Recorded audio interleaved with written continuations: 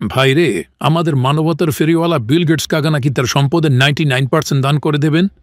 হ্যাঁ ভাই, ঠিকই শুনছেন, একদম 99%।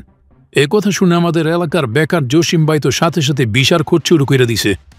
এমনকি আবুলও বলতেছে, ভাই বিল গেটস কাকা যদি আমার সিবি দেখে আমারে বাদ দিব না, আমি এক্সেলে 2 কলাম বসাইতে পারি। বিল গেটসের মোট সম্পদের পরিমাণ $113 বিলিয়ন। মানে এত টাকা দিয়ে চাইলে পৃথিবীর সব টাকলা মানুষদের জন্য এক একটা উইক বানানো যেত। এত টাকা আছে যে যদি উনি প্রতি সেকেন্ডে 10,000 টাকা খরচ করেন তাহলেও 36 বছর লাগবে তার সব টাকা শেষ করতে।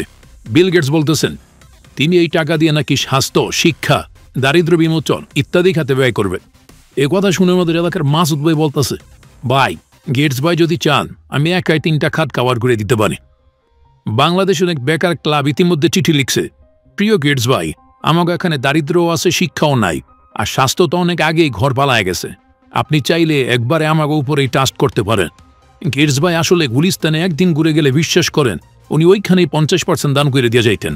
ধরেন উনি যদি তার $1 বিলিয়ন আমাদের দেশের 1 লাখ মানুষের মাঝে ভাগ করেন তাহলে প্রত্যেকে পাবে প্রায় 10 লাখ টাকা। শুনে আমাদের এলাকার ভুট্টু ভাই বাইক কেনার প্ল্যান করছে, আর রাশেদ তো মোবাইল গেমসের পেট ভার্সন কিনবে। গল্পের মধ্যেই কল্পনা করুন, লুঙ্গি পরা মানুষ এটিএম থেকে বিল গেটসের টাকা তুলছে, আর পাশে দাঁড়ায় মোবাইলে বলতেছে, এলো আম্মা, বিল গেটস টাকা পাঠাইছে, লইয়া চাইলা নেন।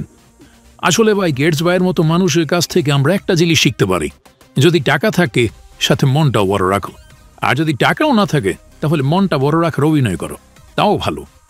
তাই আজকে থেকে যদি কেউ জিজ্ঞাসা করে তুমি কি করো, বড় ভাইয়া কি হইতে চাও, তোমার ভবিষ্যৎ পরিকল্পনা কি, বলবো আমি বিল গেটসের ভবিষ্যৎ দানের সম্ভব বডিসিবা।